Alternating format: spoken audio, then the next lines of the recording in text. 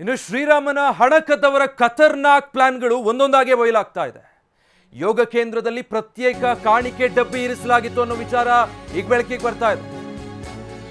ಪ್ರತ್ಯೇಕ ಕಾಣಿಕೆ ಡಬ್ಬಿಯನ್ನೇ ಇರಿಸಲಾಗಿತ್ತು ಯೋಗ ಕೇಂದ್ರದಲ್ಲಿ. ಯೋಗ ಕೇಂದ್ರದ ಮೇಲೆ ಪೊಲೀಸರು ದಾಳಿ ನಡೆಸಿದ್ದಾರೆ. ದಾಳಿ ವೇಳೆ ಯೋಗ ಕೇಂದ್ರದಲ್ಲಿ ಕಾಣಿಕೆ ಡಬ್ಬಿ ಪತ್ತೆಯಾಗಿದೆ. ಯೋಗ ಕೇಂದ್ರದ ಕಾಣಿಕೆ ಡಬ್ಬಿಯ ಮೇಲೆ QR ಕೋಡ್ ಕೂಡ ಇತ್ತು. ಡಿಜಿಟಲಿ ಕೂಡ ಕಾಣಿಕೆ ಅರ್ಪಿಸಬಹುದು. QR ಕೋಡ್ ಕೂಡ ಅಂಟಿಸಲಾಗಿತ್ತು ಈ ಕಾಣಿಕೆ ಡಬ್ಬಿಗೆ. ಬಾಕ್ಸ್ ಮೇಲೆ ರಾಮರಾಜ್ಯ ಕೋಶ ಅನ್ನುವಂಥ ಬರಹ ಇತ್ತು. ಬಾಕ್ಸ್ನೊಳಗಡೆ ಹಣ ಇರುವ ಕಪ್ಪು ಬ್ಯಾಗ್ ಕೂಡ ಪತ್ತೆಯಾಗಿದೆ. ಈ ಹಗರಣ ಬಗೆದಷ್ಟು ಬಯಲಾಗ್ತಾ ಇದೆ. ಒಂದೊಂದೇ ತನಿಖೆ ನಡೆಸ್ತಾ ಇದ್ರೆ ದಿನಕ್ಕೆ ಒಂದೊಂದೇ ವಿಚಾರಗಳು ಬಯಲಿಗೆ ಬರ್ತಾ ಇರೋದು ಆತಂಕ ಹುಟ್ಟಿಸೋ ಹಾಗಿದೆ. ಈಗ ಮತ್ತೊಂದು ಕಾಣಿಕೆ ಡಬ್ಬಿಯನ್ನೇ ಇಟ್ಟಿದ್ರು ಅನ್ನೋ ವಿಚಾರ ಬಯಲಾಗಿರೋದು. ಯೋಗ ಕೇಂದ್ರದಲ್ಲಿ ಇನ್ನೊಂದು ಪ್ರತ್ಯೇಕವಾಗಿ ಕಾಣಿಕೆ ಡಬ್ಬ ಇರಿಸಲಾಗಿತ್ತು. ಆ ಡಬ್ಬದಲ್ಲಿ ಈಗ ಸಾಕಷ್ಟು ಹಣ ಇರೋದು ಪತ್ತೆಯಾಗಿದೆ. ಅದರ ಜೊತೆಗೆ ಕಾಣಿಕೆ ಡಬ್ಬಿ ಮೇಲೆ QR ಕೋಡ್ ಕೂಡ ಅಂಟಿಸಲಾಗಿತ್ತಂತೆ. ಈ ಉಂಡಿ ಅಂತೆಲ್ಲ ಮಾಡ್ತಾರೆ ಇವಾಗ. ಸೊ ಹಣ ಹಾಕ್ಲಿಕ್ಕೆ ಇಲ್ಲದಿದ್ದವರು ಡಿಜಿಟಲ್ ಪೇಮೆಂಟ್ ಮೂಲಕ ಮಾಡ್ತಾರೆ. ಆ ರೀತಿಯಾಗಿ ಇಲ್ಲಿ ಕಾಣಿಕೆ ಡಬ್ಬಿ ಮೇಲೆ QR ಕೋಡ್ ಕೂಡ ಅಂಟಿಸಿದ್ದಾರೆ. ಅಷ್ಟೇ ಅಲ್ಲ, ಇದು ರಾಮರಾಜ್ಯ ಅನ್ನುವಂಥ ಬರಹ ಇತ್ತಂತೆ. ಅದ್ರ ಮೇಲೆ ರಾಮರಾಜ್ಯ ಕೋಶ ಅನ್ನುವಂಥ ಬರಹ ಹಾಕಿ QR ಕೋಡ್ ಅಂಟಿಸಿ ಪ್ರತ್ಯೇಕವಾಗಿ ಮತ್ತೊಂದು ಕಾಣಿಕೆ ಡಬ್ಬಿ ಇಟ್ಟಿದ್ದಾರೆ. ಪೊಲೀಸರು ದಾಳಿ ಮಾಡಿರೋ ಸಂದರ್ಭದಲ್ಲಿ ಇದು ಬೆಳಕಿಗೆ ಬಂದಿರುವಂಥದ್ದು.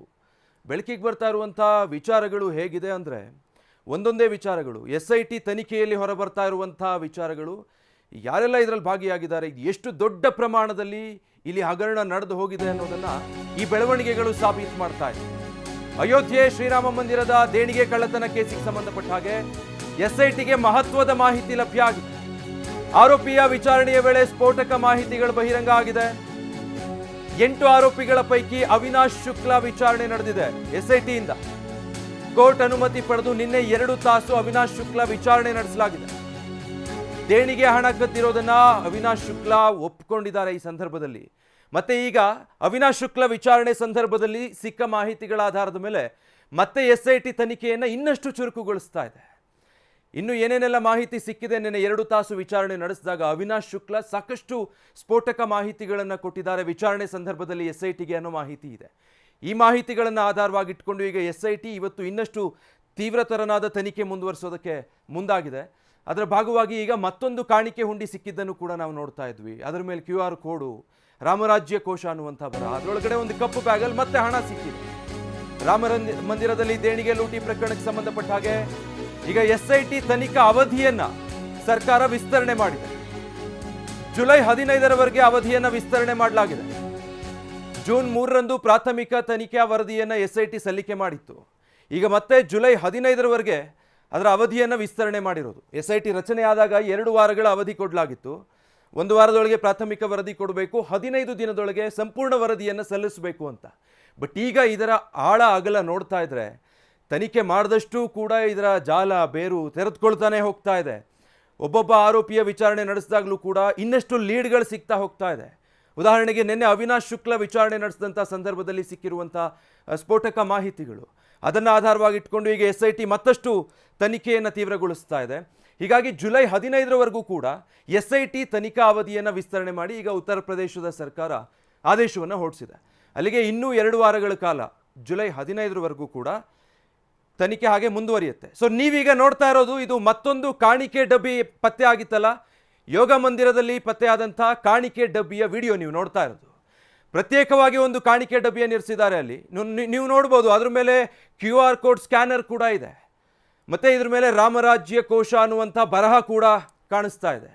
ಅಧಿಕೃತವಾಗಿ ಇದು ರಾಮ ಮಂದಿರದಲ್ಲಿತ್ತಲ್ಲ ಕಾಣಿಕೆ ಡಬ್ಬಿ, ಕಾಣಿಕೆಯ ಹುಂಡಿ, ಅದನ್ನು ಹೊರತುಪಡಿಸಿ ಮತ್ತೊಂದು ಹುಂಡಿ ಪತ್ತೆಯಾಗಿರೋದು. ಇದು ಯೋಗ ಕೇಂದ್ರದಲ್ಲಿ ಪತ್ತೆಯಾಗಿರುವಂಥ ಕಾಣಿಕೆ ಹುಂಡಿ.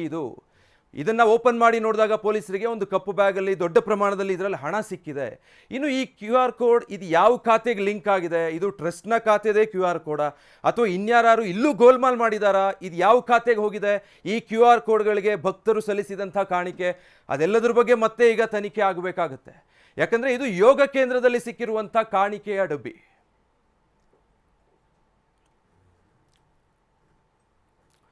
ಡೀಟೇಲ್ಸ್ ಕೊಡ್ತಾರೆ ಈ ಬಗ್ಗೆ ಹರೀಶ್ ಲೈವಲ್ಲಿ ಜಾಯ್ನ್ ಆಗ್ತಾ ಇದ್ದಾರೆ.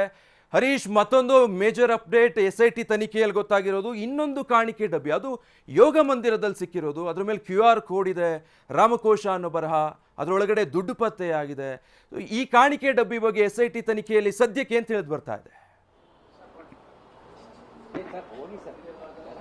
ವಿಜಯ್, ಅಯೋಧ್ಯೆ ರಾಮ ಮಂದಿರ ದೇಣಿಗೆ ಕಳ್ಳತನ ಪ್ರಕರಣಕ್ಕೆ ಸಂಬಂಧಪಟ್ಟ ಹಾಗೆ ಬಹುಮುಖ್ಯವಾಗಿ 8 ಮಂದಿ ಆರೋಪಿಗಳನ್ನ ಬಂಧಿಸಲಾಗಿದೆ. 8 ಮಂದಿ ಆರೋಪಿಗಳನ್ನ ಬಂಧಿಸಿ ಒಂದೊಂದೇ ಮಾಹಿತಿಯನ್ನ ಕಲೆ ಹಾಕ್ತಾ ಇದ್ದಾರೆ. ಬಹುಮುಖ್ಯವಾಗಿ ನಿನ್ನೆ ಅವಿನಾಶ್ ಶುಕ್ಲನನ್ನ ಏನು ಬಂಧಿಸಲಾಗಿತ್ತು, ಆತನನ್ನ ಹೆಚ್ಚಿನ ವಿಚಾರಣೆಗೆ SIT ವಶಕ್ಕೆ ಪಡೆದಿತ್ತು. ಕೋರ್ಟ್ನ ಆದೇಶದ ಮೇರೆಗೆ ಆತನನ್ನ ವಶಕ್ಕೆ ಪಡೆದು ಹೆಚ್ಚಿನ ವಿಚಾರಣೆಯನ್ನ ಮಾಡಿದೆ. ಹೆಚ್ಚಿನ ವಿಚಾರಣೆ ಮಾಡಿದಂತ ಸಂದರ್ಭದಲ್ಲಿ ಈ ಅವಿನಾಶ್ ಶುಕ್ಲ ಹೇಗೆ ಕಾಣಿಕೆ ಹುಂಡಿಯನ್ನ ಕದೀತಿದ್ದ, ಹಣವನ್ನ ಕದೀತಿದ್ದ ಅನ್ನುವಂಥದ್ರ ಬಗ್ಗೆ ವಿವರವಾಗಿ ಮಾಹಿತಿಯನ್ನ ಬಿಚ್ಚಿಟ್ಟಿದ್ದಾನೆ. ಮತ್ತೆ ಹೇಗೆ CCTVಯಿಂದ ಆತ ಬಚಾವಾಗಿ ಹಣವನ್ನ ಕತ್ಕೊಂಡು ಹೋಗ್ತಿದ್ದ ಅನ್ನುವಂತಹದ್ದು.